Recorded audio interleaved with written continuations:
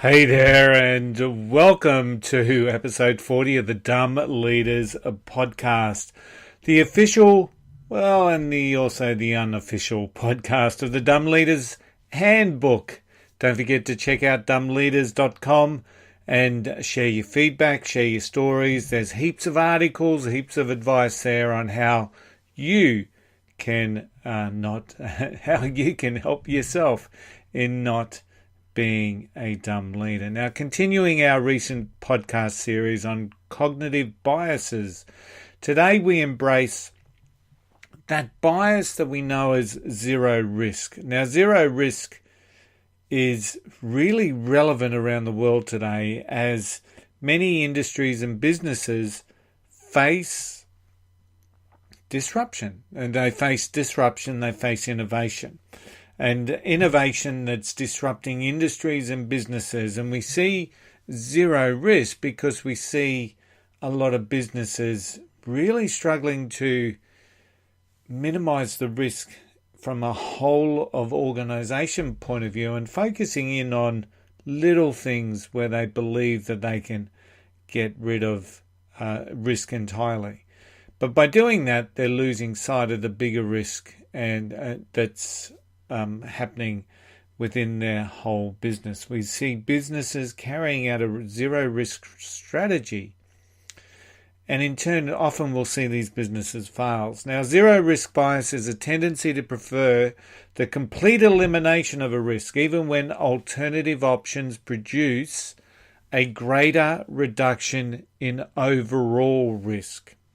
So the concept here is that it's about focusing in on something that's small, that we can eliminate the risk in something small, whether it's a department, an area of operation, where they can reduce the risk entirely, whereas potentially increasing the risk overall.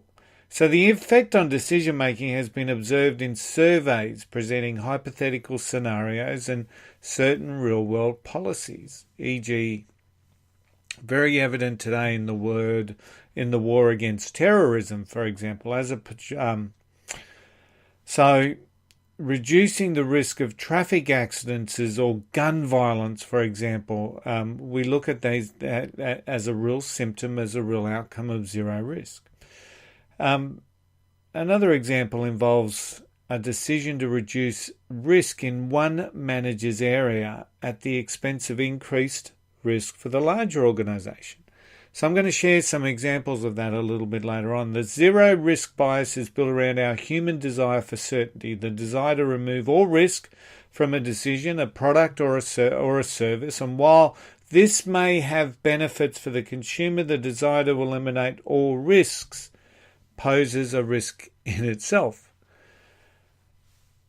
It plays to our desire to have complete control over a single, maybe more minor, obviously probably more minor outcome compared to the desire for more, but not complete control over a greater, more unpredictable outcome.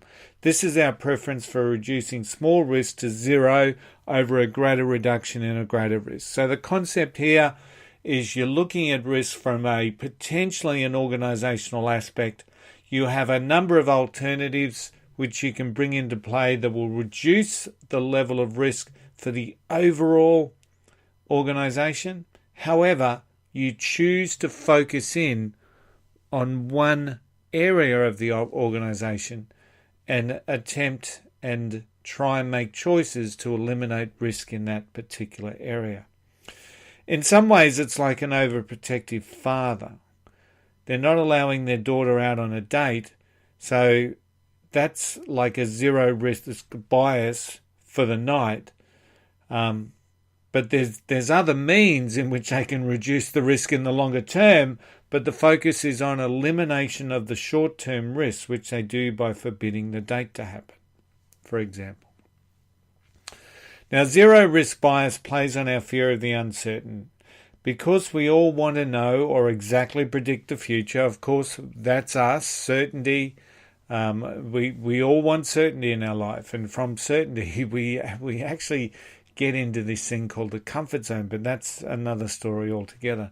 Because we all want to know or exactly predict our future, one which is filled with success, we try to eliminate all the known risks that we can think of as possible. While this might sound good and look good at the outset, and I guess aren't we all supposed to be careful? The zero risk bias tends to completely eliminate a risk rather than go for an alternative option that will yield a greater reduction in risk.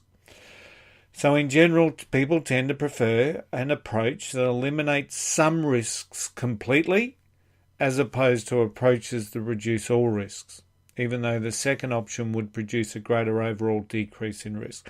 And we see this really conclusively today, where we've got businesses really facing disruption. They're focusing in on, the minor and the controllables, whereas really they should be spreading their wings and looking at risk from an overall aspect within their organization.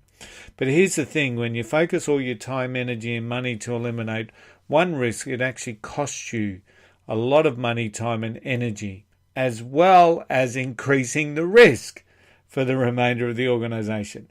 So the concept here is to try and balance everything in your life to lessen the risk and not just reduce one risk. So, when you think about your health, for example, you may eliminate the risk of dying from lung cancer because maybe you don't. But if you don't smoke, you significantly reduce the risk of not dying from lung cancer, but that's pretty pointless if you're drinking yourself to death. So it's much wiser to have a broad-based concept around risk.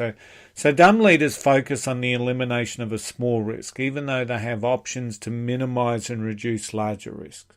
So a dumb leader reduces risk in their department, but ignore the greater risks that risk exposes to the whole organization. So an example might be something like a customer service department at risk of having customer calls go unanswered.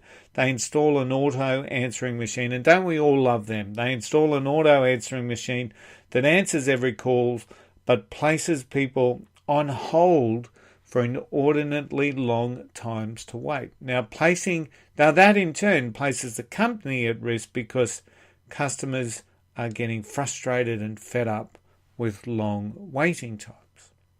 So another example would be in a retail store where they lock away those items that are easily stolen or pilfered. So we eliminate the threat of the risk, but we actually increase the customer's disenchantment, because if they can't get served, if they can't get someone to unlock the cupboard or to go out the back or wherever you've hidden the stock, or they just can't find it, you've actually increased the risk for the business by decreasing sales and profitability. So everything in life has risks. We know that. Everything in life has risks. Don't mock. I'm not a fool. So, thanks, Glenn. So everything is risk and life has risk. So we need to learn to live in a way, and we need to lead in a way that lessens the level of risk in a broader concept. So things like be healthy, eat right, read, grow, learn, they're all a way that we can reduce the risks of having poor health and poor mindset as we go through this thing called life. When assessing risks, we look to mitigate. When we're assessing risk, we should always look to try and mitigate the greatest risk in the best possible way. And when I say mitigate, reduce and lessen or combat that risk in some way, shape or form.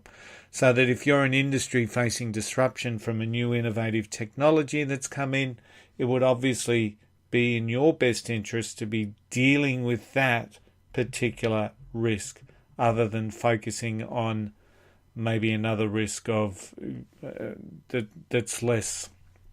that's very much lesser. So one is you're reducing the risk of going out of business because all of a sudden you're combating and strengthening yourself to deal with the disruption. Hey, thanks for listening. Don't forget, check out dumbleaders.com. We've got a heap of articles out there in the Dumb Leaders Handbook. The Dumb Leaders Handbook is really just a library of lessons from lousy leaders that help that help you become a better leader. Don't forget to click on the contact and share any feedback that you may have around this or any of our episodes. And don't forget to share your stories at dumbleaders.com. Please share, like, and follow, and we'll see you next week.